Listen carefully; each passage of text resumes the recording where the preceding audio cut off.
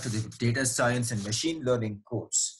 Previously, we had explored how we can use pandas to apply a few data cleaning operations across your real world data sets. Today, we are going to delve a bit deeper into that and try to understand the core uh, functionalities behind the pandas drop null value modules. So just as usual, this will hit restart and clear output to remove the previous outputs. Looks better now. We'll import NumPy for linear algebra operations and load pandas for data processing and data frame operations. So in today's session, we're going to take a slightly different approach in which we are not going to load a data frame, but rather generate our own data frame. So what we do is we are going to define each and every row in our data frame, like the first cell of row 1 can be, or row 0 in this case, can be null value, and then 2 null 0, 3 4 null and 1, and so on. And the columns are going to be a list which says A, B, C, and D. Let us go ahead and see how this looks like.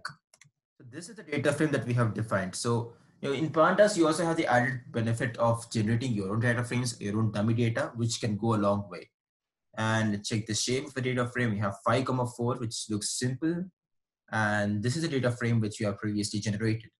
Now, first operation is data frame dot duplicates. So we have a bunch of duplicate columns. We'll have index 3 as 3, 4, null 1, and index 1 as 3, 4, null 1. So these two are the same. So we will drop 3 since it is a duplicate to 1. So we have 4 columns. Moving on, we'll do drop NA, which technically removes any row with having at least one null value. So you can guess which will be retained. The index 4, which is 3401. Next, we will try to remove a column which has at least one null value by explicitly specifying axis is equal to 1. We are left with column D, which has absolutely no null values. Now we'll have the df, is this. And now we'll try to understand what df drop NA does. Okay. The syntax is df the function of question mark. So you can see the arguments passed to the df.drop NA function. All right. And its definition is remove missing values with each and every parameter explained neatly. So we're not going to delve so much into this. I leave this as an activity for you folks to explore. Now let's try to understand the different ways in which you can implement the df.drop NA functionality. So first one, whenever you specify axis is equal to 1, if you are looking into columns, and conversely, when axis is equal to 0, you're looking at the rows. Simple as it is.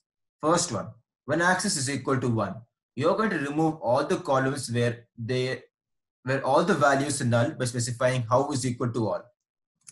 You have this. So we have no columns with all the values having all. All are none. Similarly, let us try for rows. You'll notice that none of them having affected, because we are here trying to remove a row where all the values are null, which is not the case here.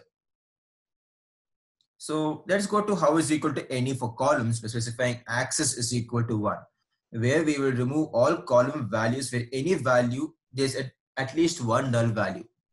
All right, as we have done before, defaults to how is equal to any if you do not explicitly specify the how method in your df.drop NA parameters. Here we were left with just one column which has absolutely 0 null values. Repeating the same activity for row wise, we'll have a single row which index to 0 with having absolutely 0 null values. This is data frame as before, and we have this beautiful functionality known as threshold, where we can remove any row where the non-null values are lesser than 2. So with null values lesser than 2, you're going to remove those rows. So technically, as you can see here, we removed row number 2, which has just 3 null values, right? And any row with the number of null values greater than threshold are being removed. So threshold is 2, which is why we have rows with the number of null values is 2 and 1 retained. And this is the data frame again. Let's have a good look into it, and let us apply a threshold as 2. Minimum number of null values to be retained is 2 along the columns. So we have C removed entirely because C has 4 null values, which is way higher than the threshold. And columns A, B, and D are retained because A has 2 null values, B has null value, and D has 0 null values. Again, loading the data frame, and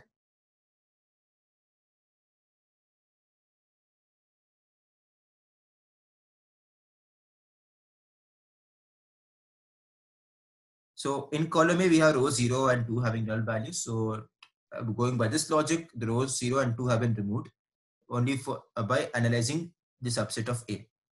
Okay.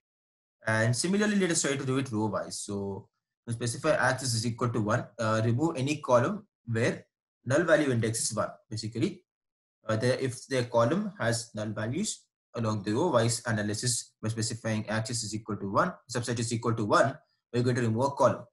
So this is the row which is being under question by specifying subset is equal to 1 and axis is equal to 1. And by logic, we are going to remove C, which is having a null value here. And the same hypothesis is being validated here, in which for row 1, and the column with null value has been removed, which translates to C. So that is it for today's simple example of Pandas drop NA functionality. I hope it was informative. Please complete the exercise on San Francisco building permit. It's a very rich exercise which can help you understand how to handle null values across various real world data sets. So please drop your queries in the comment section below. I'll be happy to help you. That's it for today's session. I hope to see you in the next data science and machine learning session. Thank you.